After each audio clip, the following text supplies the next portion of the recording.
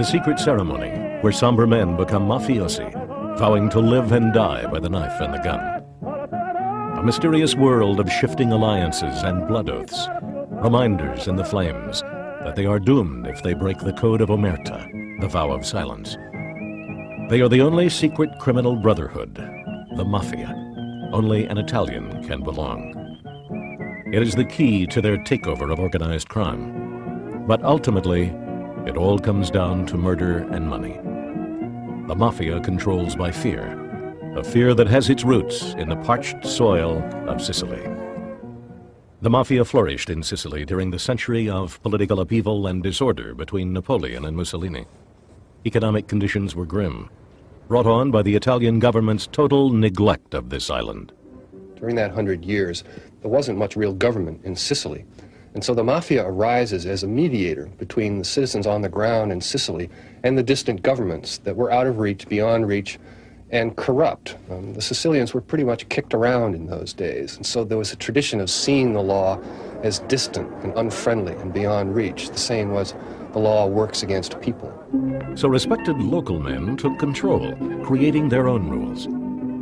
The poor turned to these men because they stood up to the government and met the needs of their village. These local men became the functioning government of a village. It was the local don who drew up contracts, arranged marriages, loaned money, mediated disputes, and chose police chiefs and judges. Young Salvatore Lucania, later known as Lucky Luciano, was accustomed to seeing men of respect in their expensive suits walking the piazza, receiving the homage of his neighborhood. By 1880, the men of respect, or Mafia, secretly ruled Sicily. They had infiltrated the local police, the army, and all branches of government. Honest government officials who tried to combat the Mafia were invariably murdered. Lucky's father, Antonio, heard that in America he could earn more in one day than he could in 1 month in the sulfur mines. So they come here essentially for economic opportunity, and they try to recreate the old conditions that they knew at home. Here they are in this strange land with its strange mores and strange language. The Mafia is familiar, and it has its own code of honor, a code that is often breached, but still the code is there. For example, that one mafiosi could not mess with the wife of another mafiosi, and if such happened, then the man who had been cuckolded had the right to kill the seducer. Well, that's not allowed in American customs, but it was part of the Mafia code. The Mafia's a criminal gang. They're a bunch of thugs and murderers, but they are giving their members a sense of stability in the face of this country where everything is progress and change. The underside is that it means they're not assimilated into America, and that sets them up for the Mafia. The Mafia had first surfaced in America in New Orleans, just after the Civil War, amid conditions of political chaos because of Reconstruction. Once again, the Mafia appears because the Italian immigrants need some mediating force between them and the government. And the Mafia steps into that breach while also committing crimes. It's always doing both. 2 Mafia families successfully transplanted themselves from Sicily. Soon they were battling for control of the lucrative shipyards and vegetable markets and were encroaching upon local politics. One Mafia member, Vincenzo Otumbo, was disgruntled at having been cut out of the group's spoils and threatened to go to the authorities. On January 24th, 1889, his throat was slit while playing cards. Police Chief David Hennessy led an investigation. He was the first in the U.S. to learn of the Mafia's existence. He openly criticized Italians, boldly stating he had no use for them. On October 15, 1890, he was shot and killed in front of his house. The press screamed for vengeance. The police embarked on a wholesale roundup of Italians.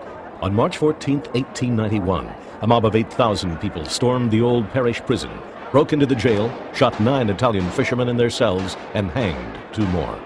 No one was ever indicted. But there's no doubt that some of them were involved in organized crime, as was Police Chief Hennessy. He was in the pay of one of the Mafia families that was fighting each other, and so the other family killed him. He was no knight in shining armor. By 1900, the Mafia was stronger than ever in New Orleans and worked in silence, with members belonging to one powerful family with a boss. The strict family code of the Mafia was kept intact as new chapters were established in other cities. The Lucania family's dreams of America were shattered by the reality of the tenements of New York when they arrived in 1906. At 700 people per acre, the Lower East Side was more crowded than Bombay. These Sicilian immigrants lived on the streets, trying to recreate the piazza they had known back home. Antonio became a day laborer, and the 5 young Lucchinias quickly Americanized their names. Giuseppe became Joseph, Francesca, Fanny, Bartolo, Bart, Concetta, Connie, and Salvatore, Charles. They also changed their last name from Lucchania to Luciano. Practically any neighborhood where a large population of Sicilian immigrants lived, the Mafia also existed. At the time, the Mafia was also known as the Black Hand, a group that mainly preyed on fellow Italians. Their main line was an extortion racket. They had a fearsome reputation in the neighborhood, but one policeman fought back. Tenente Giuseppe Petrosino was the first Italian New York City policeman to ever reach the status of a lieutenant. He was doing a very effective job against the Black Hand. Whenever a man came from Italy, a paisano or a friend of his would bring this man, the police headquarters, stand in front of the headquarters until he saw Giuseppe Petrosino and point this dreaded enemy of the Black Hand out. As the Black Handers grew in size and muscle power, they began harassing the most famous Italian of his day, Enrico Caruso. The Mafia sent him a letter demanding a $10,000 payment within a week, or meet your debt. Not even the dust of your family will remain. Caruso wisely got in touch with Lieutenant Petrosino and showed him the letter, and he was given round-the-clock bodyguards. Now, if Caruso would have yielded to their demands, I mean, there would have been no end to it. When he performed at the Metropolitan Opera, Petrosino was assigned to protect him. But no such protection was possible for others. When Petrosino investigated the man-in-the-barrel case, it was too late. A corpse was discovered in a wooden barrel. Some woman was walking to work, and she was Irish, by the way. She saw this lid open, and there was a piece of clothing hanging on. She opened the lid, and she saw this man stuffed into this barrel, and his genitals shoved in his mouth. Well, Petrosino was an extraordinary individual, mainly because he can be considered to be the founder of the modern Interpol concept. With all these Sicilian criminals who were coming to the United States, he realized that there would have to be some cooperation with the Italian police so that they might be prosecuted or at least removed as undesirable aliens. In 1909, Petrosino went to Sicily to check out police records. He went through the Italian files and saw many familiar faces from his neighborhood in New York, but his moves were being watched. On March 12, 1909, he was eating dinner at the Piazza Marina, and he was told to meet parties unknown so many feet around the Garibaldi Garden. And there, 3 men come up to him, pushed him up to a fence, and shot him. It was, to me, it was suicide, really. I don't know why he did it, but he was a very courageous man. In New York, the Mafia was strengthening its hold, and in the melting pot of the Lower East Side, Lucky Luciano met 3 other young immigrants, an Italian from Calabria named Frank Costello, and 2 Jews, Meyer Lansky and Bugsy Siegel. An alliance was forged, which would come to dominate organized crime in the United States and change its character forever. The most important hoodlum of his time was a young Italian named Frankie Yale. He was more than just a 2-bit head-cracking gangster and extortionist. He was the first celebrity godfather. No question about it. He owned a cigar company with his portrait on the box. He was the Beau Brummel of the Brooklyn underworld and a killer the country over, really. In New York, as in Sicily, the Mafia ran their local communities, providing services that the government couldn't or wouldn't. Yale was the protector. His heart went out for the poor people. On holidays, Christmas, Thanksgiving, he would send his men out with baskets of macaroni, canned goods, turkeys, to feed the poor people in his area. He set himself up as a dispenser of justice. For instance, common robbery especially of people who were poor. He was simply not tolerated.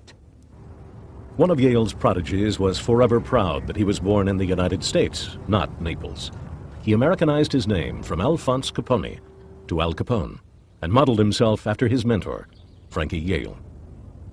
He tutored Al in the ABCs of the underworld. He put Al to work as a bartender and a greeter at the Harvard Inn. It was a dine and dance joint on the Coney Island waterfront. Al showed a lot of potential, really. He was tough. He was a good shot with a gun. With a bat, he was terrific. But when Capone nearly killed a member of Wild Bill Lovett's White Hand gang, he'd gone too far. Chicago was never innocent. The city swarmed with pimps and pickpockets, operating in and out of brothels, saloons, and dives of every description. For Chicago's gangsters, the beginning of Prohibition in 1920 was an answered prayer, especially for young Al Capone, who was now under the tutelage of Johnny Torrio. Johnny Torrio was noted for his intelligence rather than his muscle. From the first, Capone reserved his loyalty for Torrio, and Torrio's views automatically became Capone's. Torrio saw the potential in this man. He was big. He was willing to do what was necessary, meaning to harm somebody, a hit. And he was smart.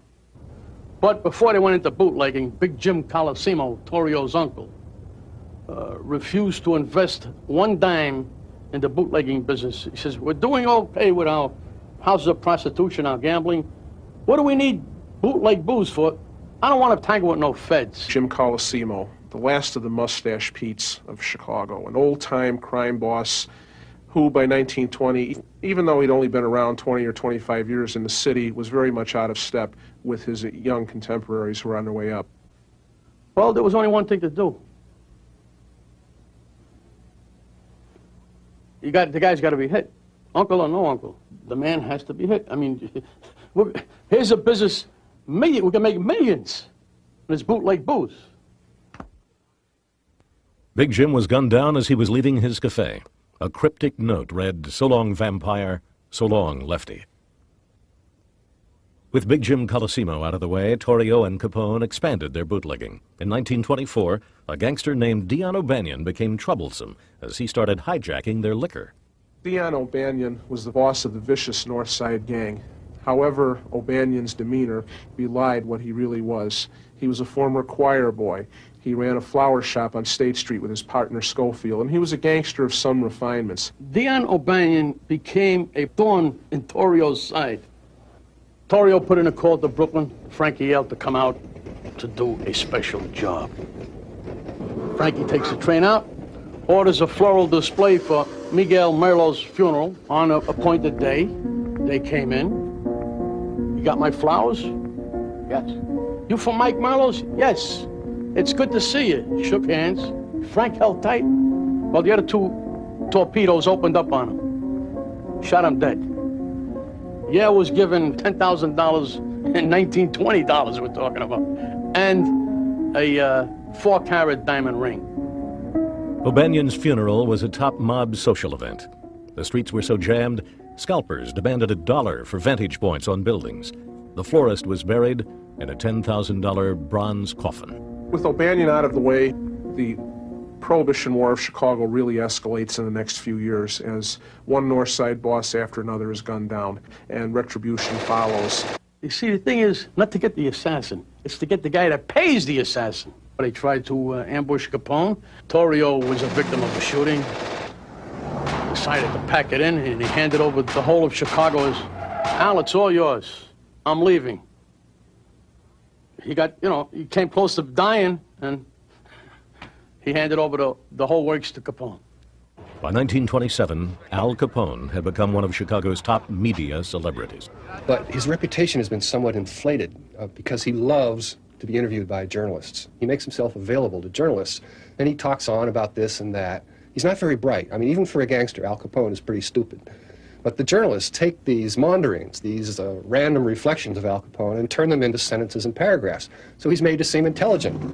Al Capone loved to go down the street in his big black limousine with bodyguards surrounding him. He loved to go to ballparks and have the crowd cheer when he entered his box. Chicago's most notorious citizen, Al Capone, king of the gangsters, appears in a new role, that of public benefactor, when he sets up soup kitchens to feed unemployed. If it wasn't for our friend Al Caponeo, roping open this here White House on 935 South State Street, we wouldn't eat. But what the Chicago Capone really enjoyed was the Chicago of the nightclubs and its more than 10,000 speakeasies. There were so many nightclubs that you couldn't wade through them. I played the piano, I sung, I played the musical saw, and I never cared too much for dancing, and I didn't consider myself a flapper. I considered myself a Southern lady. Rio Burke knew Capone well. She was married to Dominic Roberto, one of his lieutenants. He was always having him out to the house with a group of men, and we had one long table, and they all sat at the table. The men, women didn't, we stayed in the background. Served them and cooked for them. And Dominic's line of work became more apparent when Rio's maid found a huge gunny sack in the closet. It was loaded with all kinds of guns, pistols, sawed-off shotguns, every kind of guns. So we put it back. And when Dominic came home, I said, honey, well, what are all those guns doing downstairs in that gunny sack? Well, he says, some of the boys are going hunting. They went hunting, all right. And then, of course, you know, I'd hear things, but he wouldn't let me socialize. And the wives did not socialize. If they had business to take care of, they did it somewhere else, in Al's office or a place like that. They would never do it in a place like our house. Capone always had someone to do his thinking for him. It's Johnny Torrio at first, and then after Torrio retires, or is retired, and returns to New York in 1926, there's a man named Greasy Thumb Guzik, Jake Guzik, who was a Jewish gangster and is sort of the man who is at Capone's right hand, telling him what to do, how to handle his money, and so on. Throughout all the vicious years, Capone saw himself as merely providing services for others. I give the people what it wants. I've given people the light pleasures, and all I get is abuse. He developed contact with the New York mob. He was operating in the city and the suburbs, and one by one, he ruthlessly closed down all of his competitors. Capone was buying booze from all over the country, doing business with Frankie Yale. A lot of trucks were being hijacked before they even left Brooklyn, so he was suspicious. Capone had a friend in Brooklyn, James Fauzi D'Amato, who he asked to keep an eye on Yale. Fauzi wound up dead. On July 1st, 1928, around 4 p.m., Yale was drinking in his speakeasy. A call came in. Something happened to your wife. Runs out to his car. Suddenly he spots a black Nash trailing him. Speeds up. The other car gained on him. Hey, Frankie! That's it. They hit him. Machine gun, shotgun, and pistol fire. And to make, this is true, to make sure the car came to a screeching halt as Yale's car crashed into a building. One of the gunmen leaped out, drew a .45 automatic, ran up to the fallen Yale, and pumped the whole clip into his head. Frankie Yale, the first celebrity godfather, received the biggest gangland funeral in the nation. There were 250 cars in a procession, plus 38 flower cars, and the casket he rested in was a nickel and silver casket that cost $1928 now we're talking about. 15 grand. There was at least 12 to 15,000 mourners. Alphonse Capone was and is still the most famous gangster of the 20th century. But the thing is, who was the man who started him on his way to becoming what he was, a celebrity gangster? Frankie Yale, who he modeled his life after. With rival bootleggers eliminated, Al Capone faced a challenge from the lone survivor, George Bugs Moran. In the struggle for control of Chicago's liquor trade, Moran had twice tried to kill Capone and failed. On February 14, 1929, 7 Moran gangsters were huddled in a cold warehouse, awaiting a shipment of whiskey. According to a housewife next door, a Cadillac pulled up and 4 men went inside, 2 in uniform leading the way. She assumed it was a police raid. And so did the 7 men inside. They lined up against the wall, expecting to be arrested. The machine gun swung back and forth 3 times, first at the level of their heads, then chests, then stomachs. Over 1,000 bullets shattered their bone and cartilage at point-blank range. A pool of blood formed 40 feet wide.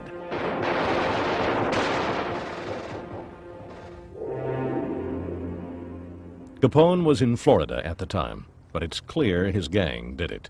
It was the most notorious example of bootlegging violence, and it's ultimately the catalyst for Capone's downfall. For the 2 main triggermen of the massacre, Albert Anselmi and John Scalise, there was a cruel reward. Capone assembled a room full of mobsters to honor them for their recent deeds. Capone heard that his guests of honor were part of a conspiracy to dethrone him. In the course of the dinner, Al Capone takes a baseball bat and beats them to death, hammers away at their heads, and they're killed. The bodies are carted off, and the dinner continues as though nothing happened. Get these criminals behind prison walls.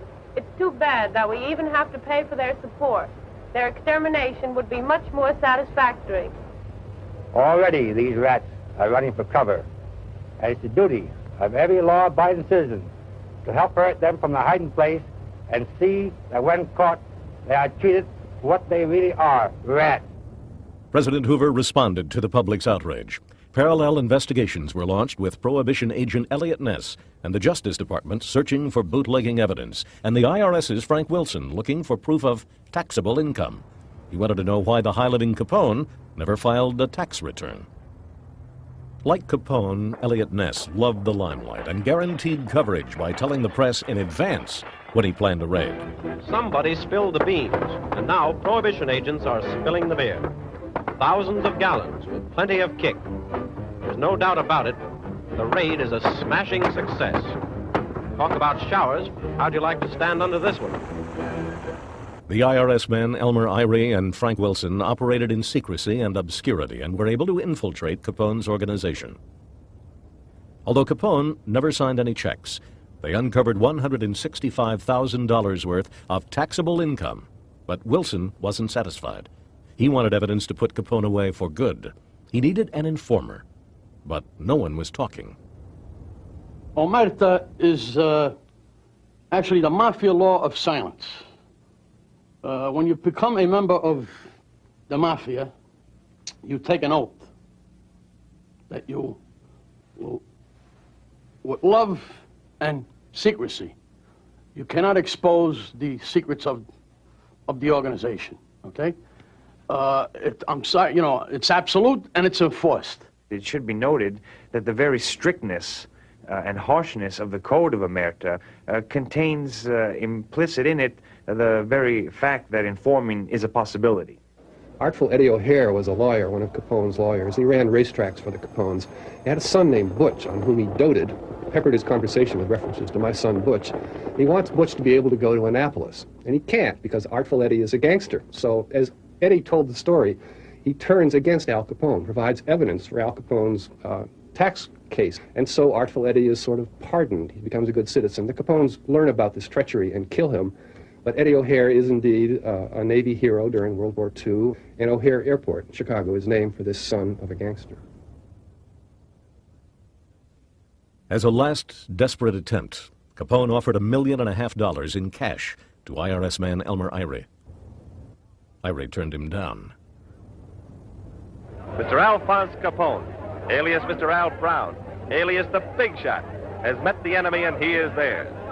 Now for a change, they're taking him for a ride. And so, up until 1940, Mr. Capone will be Mr. 40,886. Let that be a good lesson to you. Always be sure and pay your income tax. Capone was not put away by Elliot Ness. It was the pencil-pushing intellectuals like Elmer Irie and Frank Wilson who did the tax work against Al Capone. Elliot Ness is a footnote figure. In 1947, suffering from syphilis, pneumonia, and a brain hemorrhage, 48-year-old Al Capone died. According to Jake Guzik, he was as nutty as a fruitcake. He had syphilis for a long time, but he never did anything about it. I don't think he believed it. And then, of course, he did die. He lost his mind, you know. Historians have been unusually kind to Al Capone. Recently, Al Capone was retried and found innocent in a mock trial, I believe, by the American Bar Association. And now in Chicago, they're opening up an Al Capone museum along the Gold Coast. With Capone toppled through tax evasion and prohibition on the way out, the speakeasies of the 20s became the nightclubs of the 30s and provided the gangsters with a legal income and a front.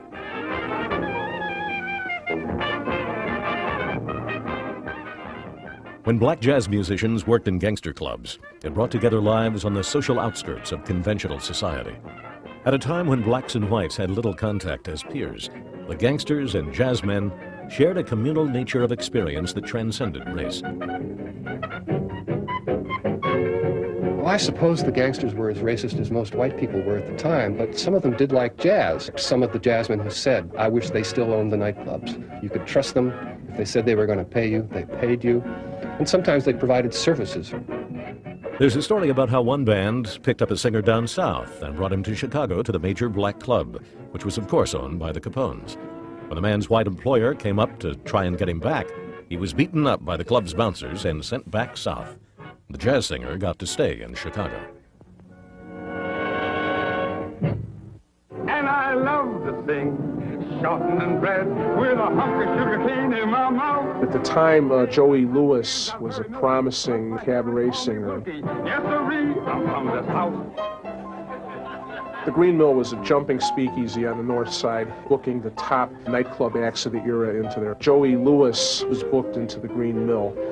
He received an offer to perform elsewhere while under contract to the syndicate-controlled place. He broke the contract and was viciously slashed in the neck, allegedly by Machine Gun Jack McGurn. Afterwards, all hopes of a singing career were abandoned, and Joey Lewis had to change careers and become a comedian. I should have a bicarbonate float, but I'll have a champagne cocktail instead. In some cases, the gangsters control the performers, especially if they have gambling habits. Joey Lewis, for example, was an inveterate gambler, often lost, and so he was beholden to the gangsters who ran the gambling games that he frequented. So he was one of their favorite couriers. Here's Milton Berle, Broadway comedian. Gentlemen, I'm very happy to be here tonight. I'm a little unprepared. I didn't know they were going to call on me till 6 weeks ago. Milton Berle is a man who started his gambling in the 1930s when his career as an entertainer begins in nightclubs. He later estimates that he lost about $3 million over the years gambling. Again, these connections, the gambling debts, put him into contact with gangsters. How old are you? 39. 39? Yes. Shy 10. Jimmy Durante is another example. In that case, it's not he that does the gambling, but his manager, Luke Clayton, who is an inveterate gambler, and so Jimmy Durante often appears at gangster clubs. Lena Horne starts her showbiz career as a dancer at the Cotton Club in the early 1930s. Her father is Ted Horne, who was a numbers boss in Pittsburgh. He's a gambling man, a fancy man in the black underworld. And at one point, Lena Horne wanted to leave the chorus line at the Cotton Club and perform somewhere else. And her father was trying to arrange that with the employers at the Cotton Club. They disagreed with him, and to prove their point, they beat him up and shoved his head into a toilet. So Lena Horne stayed at the Cotton Club. She says that she was so young that she was not offered to gangsters, as most of the dancers were in that club. Most of the dancers had certain, shall we say, social responsibilities to favored guests of the club, but she was too young for that. Baby, I don't want no more loving. No, I'd rather be all alone. So when my payday comes around, I call my money on my own. Let me forget you, baby. The connections among the mob and show business last for decades. They start in Prohibition because the bootleggers are providing the booze to the nightclubs, but those connections last for a long time. Copacabana Club in New York, for example, is one of the most glamorous nightclubs in the city in the 40s and 50s. It's owned secretly by Frank Costello, and its season in the fall is usually opened by Joey Lewis, the mob's favorite comedian. But underneath the glittering surface lay a world of seething violence based on money and murder. Capone's Chicago may have been the scene of the most violent and spectacular crimes, but New York City contributed the most significant Italian bootleggers. Significant both for the time and for the future of organized crime. By the mid-1920s, New York gained its most powerful leader to date, a crude, stocky man named Giuseppe Masseria, or Joe the Boss. Joe Bonanno said Joe the Boss attacked a plate of spaghetti as if he were a drooling mastiff. Joe the Boss gathered around him a group of criminally talented young men, known as the Young Turks, including Lucky Luciano, Frank Costello, and Vito Genovese. After Frankie Yale's assassination in 1928, Joe the Boss reached new heights of power. Yet the total control he sought was denied him by the presence of Salvatore Maranzano, who headed a group of gangsters from the Sicilian village of Castellamarese del Golfo. Maranzano encroached on Joe the Boss's bootlegging operations, hijacking truckloads of his booze. Joe the Boss struck back, and there followed killings of Maranzano's soldiers. The Castellamarese War had begun. Joe the Boss passed a death sentence on the entire Castellamarese clan. Maranzano retaliated by asking Lucky Luciano to betray Joe the Boss by murdering him. Luciano had always refused Maranzano's requests to kill Joe the Boss. For one such refusal, Maranzano slashed his face so badly he was permanently disfigured. Lucky to escape with his life, he was given the nickname Lucky by Meyer Lansky. As Masseria's gang began suffering heavier losses, there were defections. Many of the Young Turks objected to the constant struggle for power within the Mafia. Lucky decided to kill Joe the Boss because he had easy access to him. On April 15, 1931, Joe Masseria was invited to a restaurant in Coney Island.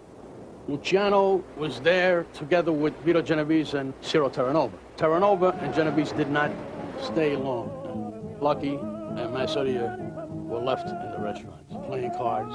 Charlie Lucky went to the men's room. 4 gunmen came in and riddled Masseria to death. The 4 gunmen are Vito Genovese, Joe Donis, Albert Anastasia, and Bugsy Siegel. So to end the Castellamarese War, they had to hit Masseria. So they betrayed their own boss. After that, Salvatore Maranzano declared himself boss of all bosses, capo di tutti capi. And he laid down the families and the whole network and who was going to be in charge of the families, you know. Maranzano set up 5 crime families under him. But Maranzano knew that if he was to remain the boss of all bosses, he would have to eliminate some rivals. Top of his list, the man he had recently made his second in command, Lucky Luciano. Although both Sicilian, there was a huge gulf between Salvatore Maranzano and Lucky Luciano. To Lucky, Maranzano's old world airs were all nonsense. What had meaning for Lucky was making money, doing business. Maranzano didn't want anything to do with Jews. Lucky's closest ally was Meyer Lansky, a Jew. Lucky was tipped off and hired 5 killers. Posing as IRS men, they arrived at Maranzano's Park Avenue office. For the first time, Maranzano had no bodyguards. The killers stabbed him and pumped lead into his body. The boss of all bosses was dead. The bosses of each family agreed to cooperate with other ethnic organized crime groups, such as Lepke Buckholder, Meyer Lansky and Bugsy Siegel. The friendship of Meyer Lansky and Charlie Lucky Luciano in New York becomes a prototype of a very important connection for the future of organized crime. After the Italians take over organized crime in the 1930s, the classic pattern is the head of a mafia family in a given city has at his right hand a Jewish advisor. Lansky's the prototype, but there are many examples. Jake Guzik in Chicago performs these functions for Capone. Lansky and Siegel started an organization called Murder Incorporated, sometimes known as La Kosher Nostra.